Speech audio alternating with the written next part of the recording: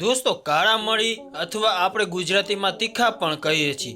दोस्तों काळा મળી અને કેવી રીતે તેની ખેતી કરીને લોકો બની રહ્યા છે કરોડપતિ।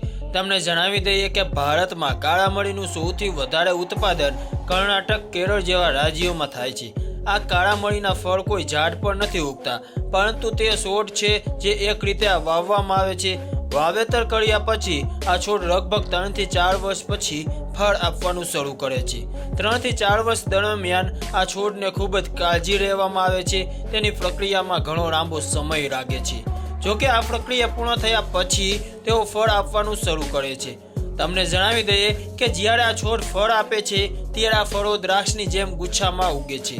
લગભગ 3 થી 4 મહિના પછી જ્યારે આ ફળો સંપૂર્ણ રીતે પાકી જાય છે ત્યારે ખેડૂતો સીડીની મદદથી આ ફળો તોડી નાખે છે।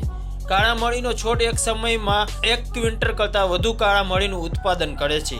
જ્યારે આ ખેડૂતોને ફળની રણણીનો વારો આવે છે ત્યારે તેઓ ટોળીમાં પરત કરે છે અને બીજી જગ્યાએ રહી જાય છે, જ્યાં ઘણા કામદારો કાળા મળીને અલગ કરવાનું કામ કરે છે। ફળોમાંથી મળીના બીજને જાળવીને અલગ કરવામાં આવે છે, જે ઘણી મહેનતનું કામ છે। કામદારો લગભગ 2 થી 3 કલાકની મહેનત પછી કામ પૂર્ણ થયા પછી, પરંતુ કેટલીક જગ્યાએ આ ફળોમાંથી કાળા મળીના બીજને અલગ કરવા માટે વિવિધ પ્રકારના મશીનનો પણ ઉપયોગ કરવામાં આવે છે, જે તેમના કામને વધુ સરળ અને ઝડપી બનાવે છે। જ્યારે આ કાળા મળી અલગ પડે છે ત્યારે તેને ધોવાનો સમય આવે છે।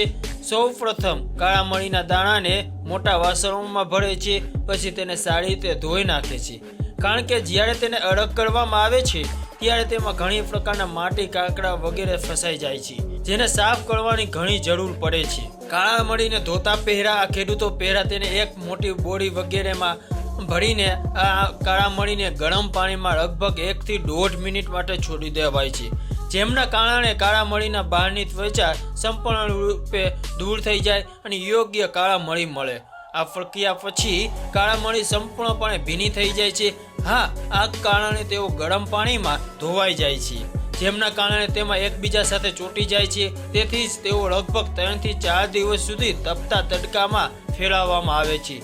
દાણા વચ્ચે ફેરવવામાં આવે છે અને અનાજ સંપૂર્ણપણે સુકાઈ જાય છે, સખ્ત થઈ જાય છે। જો કે મોટા ભાગના સ્થાનિક વિસ્તારોમાં કાળા મળીને આ રીતે તૈયાર કરવામાં આવે છે, પરંતુ જો તેને ફેક્ટરીમાં પ્રોસેસની વાત કરીએ તો ફેક્ટરીમાં તેને સુકાવવા અને ધોવા માટે ઘણા પ્રકારના મશીનનો ઉપયોગ કરવામાં આવે છે। આ કાળા મળીની સાઇઝ પસંદ કરવામાં આવે છે અને ફેક્ટરીમાં તૈયાર કરવામાં આવતી કાળા મળી બિલકુલ સમાન હોય છે। જોકે આ પ્રક્રિયા પછી જ્યારે કાળા મળીના દાણા 2 થી 3 દિવસ પછી સારી રીતે સુકાઈ જાય છે ત્યારે તેને બોરીમાં પેક કરીને ફેક્ટરીમાં લાવવામાં આવે છે। આ કાળા મળીના પેકેજિંગ મશીનમાં મૂકવામાં આવે છે। મશીનના કાળા મળી દ્વારા બોક્સ અથવા બોટલ વગેરેમાં પેક કરવામાં આવે છે। હવે તમે અત્યાર સુધી આ વિડીયો જોયો જ હશે તો વિડીયોને લાઈક અને શેર કરવાનું ભૂલતા નહીં।